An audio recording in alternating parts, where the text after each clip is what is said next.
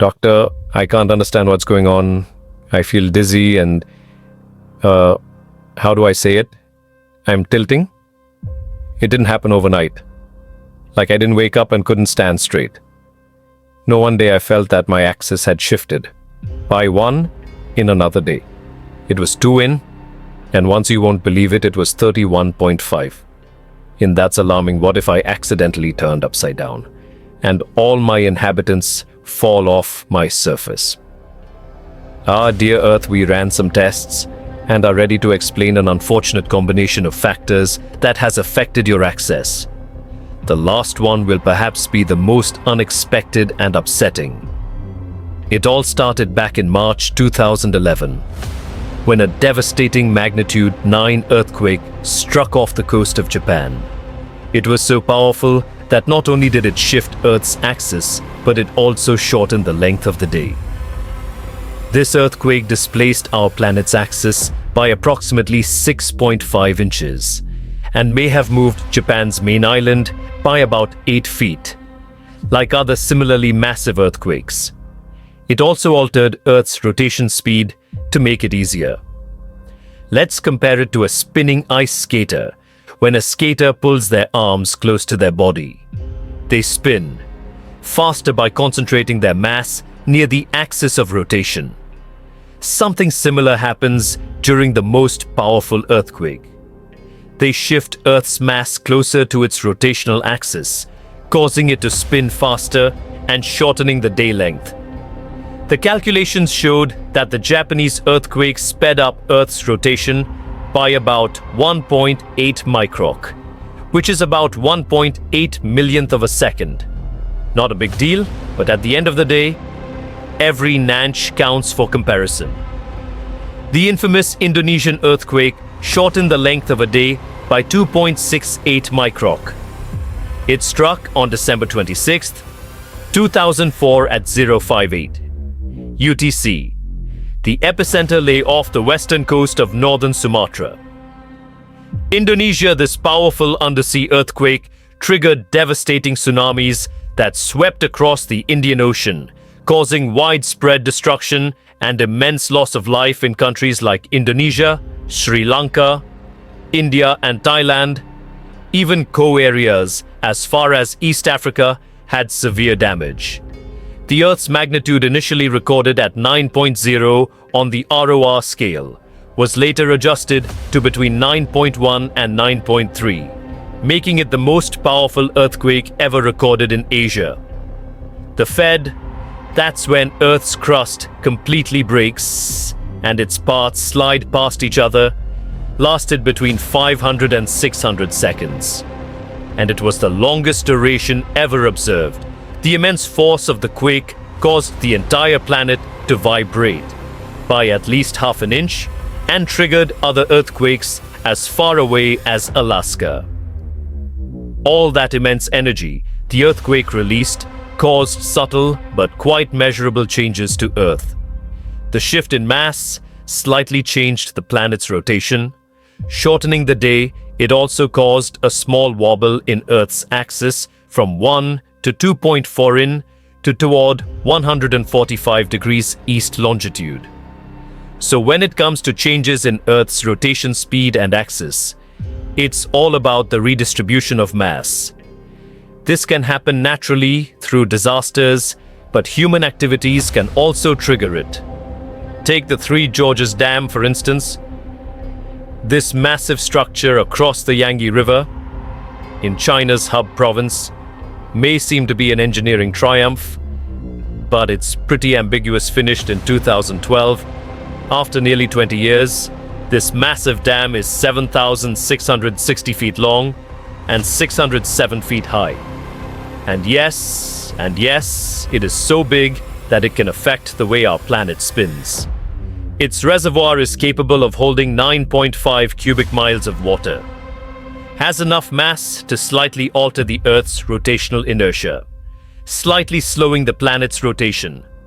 According to NASA, the Three Gorges Dam reservoir could shift Earth's pole position by almost 1 inch and increase the length of a day by 6. Microc dams aren't the only worry if polar ice melts.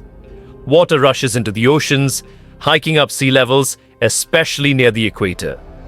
This mass shift slows Earth's spin way more than dams do. You won't feel it day, but it can affect ultra-precise equipment, such as atomic clocks, to fix this. Scientists suggested a negative leap. Second, making a minute 59 seconds to balance Earth's spin changes. Okay, so you're thinking you've got nothing to do with all those tilts. You don't build dams, right? Bad news. If you take regular showers, you're part of it too. Every time you turn on the tap, you're affecting Earth's tilt.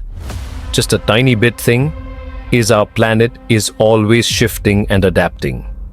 So even small actions like using water can influence its orientation over the past 2 decades. Groundwater pumping has caused the Earth's tilt to shift by 31.5 in this water. Red distribution is equal to about 24 inches of sea level rise. It turns out that among climate-related causes, groundwater redistribution has the largest impact on the drift of Earth's rotational pole. But what is groundwater? It's the water stored beneath the Earth's surface, filling the spaces in soil, sand, and rock. It comes from rain and other precipitation that seeps into the ground, collecting in underground reservoirs, aquifers, unlike rivers and lakes. Groundwater stays below the surface, acting like a natural water reserve. Thanks to it, we have a steady supply. Even during dry periods, many people, especially in rural areas, rely on groundwater as their main source of drinking. Water farmers use it to irrigate crops, while industries depend on it for manufacturing and cooling systems. It sounds pretty harmless, doesn't it? How can something so useful cause our planet to shift?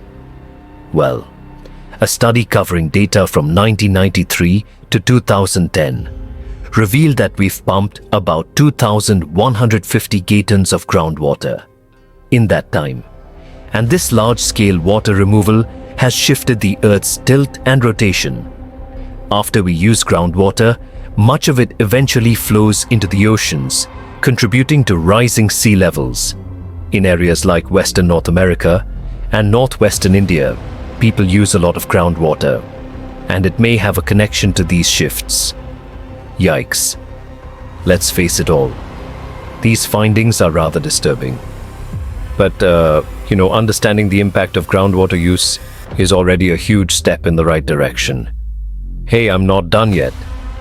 This tilting issue isn't just about stuff happening on Earth. We also need to look at space. We've talked a lot about water, right? Well, you know that the moon has a big role in that. Its gravity is super important for forming tides and all that. So one more thing that affects our planet a lot is the gradual movement of the moon away from Earth. These two bodies interact gravitationally, which makes Earth's rotation slow over time, even though significant events like earthquakes occasionally speed it up temporarily. How did we figure it out? Glad you asked. Once, someone paid attention to ancient corals after analyzing them. Scientists realized that Earth had once rotated much faster. The thing is, corals grow by laying down thin layers of calcium carbonate. They do it daily, and variations reflect seasonal changes by counting these layers. Scientists have calculated the number of days in a year. Millions of years ago, they found that Earth had about 420 days per year, 444 to 419 million years ago. But over time, the moon's influence had caused Earth's rotation to slow. And now we only have 365 days in a year. I feel robbed. At the moment, the moon is moving 1.5 inches away from Earth each year. That's about the same speed at which your fingernails grow. Astronomers have figured it out with the help of special mirrors placed on the moon. During the Apollo missions for over 50 years, researchers have been sending laser beams to these mirrors and measuring the time it took for the light to bounce back. In any case, dear Earth, at the moment, your condition isn't critical. As for your inhabitants, they won't fall off your surface. All thanks to your gravity pulling them toward your center. Just don't switch it off and everything's going to be fine. That's it for today. So hey, if you pass, I fired your curiosity, then give the video a like and share it with your friends. Or if you want more, just click on these videos and stay on the Hidden Info Studio.